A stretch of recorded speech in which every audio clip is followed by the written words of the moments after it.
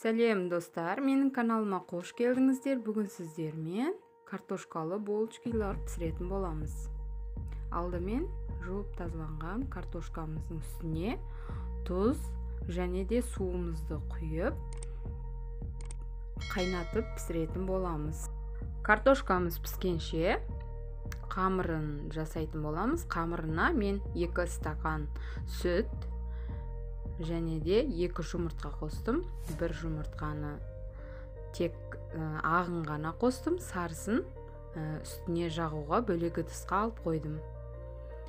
Және де 1 ас қасық қант және 1 ас қасық тұз салдым.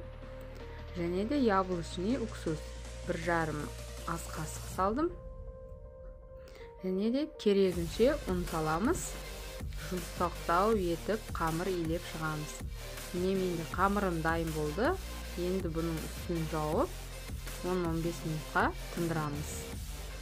Тынған қамырымызды осылайша 8 бөлікке бөліп шығамыз.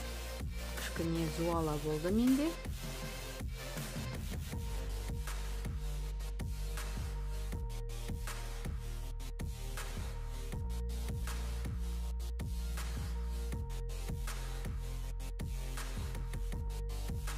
Зуала еткен қамырлардың үстін тағы да 5-10 минутқа тындырып аламыз.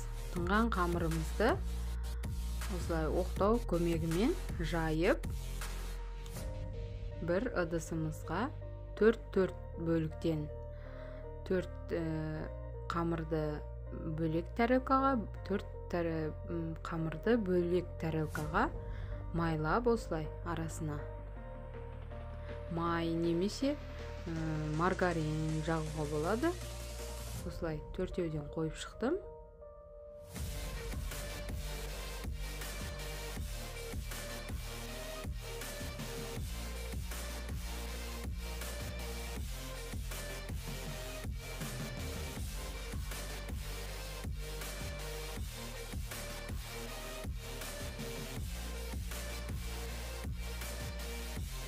Міне мен 4-еуінде қойып болдым. Және де үстінен тағы майлап холодильнигімізге жарты сағатқа қойып қоямыз. Қамырымыз тынғанша біз піскен картошкамызды езіп алатын боламыз. Ол үшін үстіне сары май қостым және де тұз қостым. Осы 3 затты жақсылап араластырып езетін боламыз.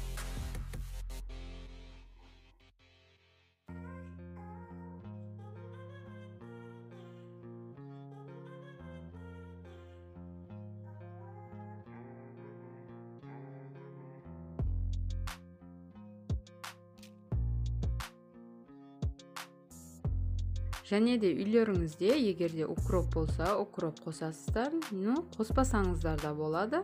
Укроп қоссаңыздар өте дәмді болып шығады. Жақсылап араластырып алып дайындап қоямыз. Енді тынған қамырымызды алып, осылай жайып шығатын боламыз. Оқтау көмегімен жаямыз, немесе қолдарыңызбен жаюға да болады.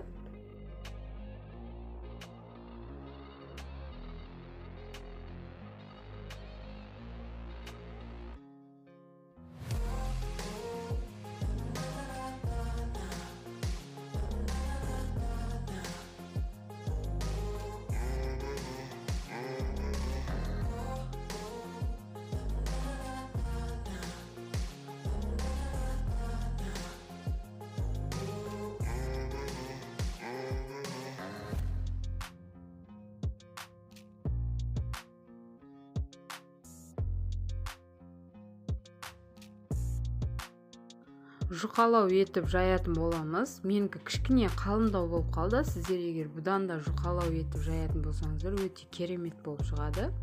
Енді бұны осылай видеодағыдай кесіп алатын боламыз.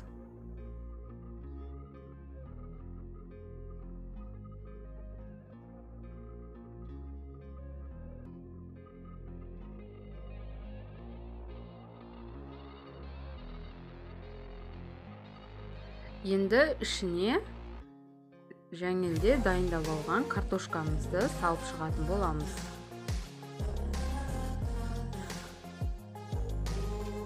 міне осылай толық бәріне салып шықтым. Енді осылай орап әдемілеп түйетін боламыз.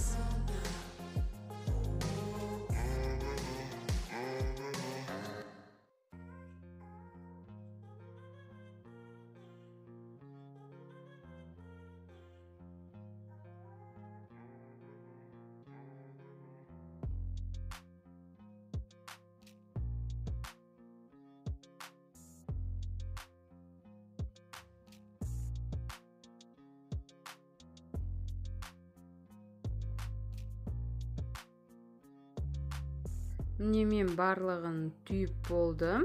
Енді үстіне жәңелде алып қалған жұмыртқаның сарысына кішкене сүт қосып, жақсылап араластырып, барлық қамырымыздың бетіне жағып шығатын боламыз. Толық барлығына жағып болған соң, духовкамызге 180-200 градуста жарты сағат пісіріп алатын боламыз. Өте керемет, өте дәмді болып шығады. Балаларыңыз өте сүйсініп жейтін болады. Егер осы видео ұнаған болса, маған тіркеліп, лайк басып, пікір жазуды ұмытпаңыздар. Сау болыңыздар.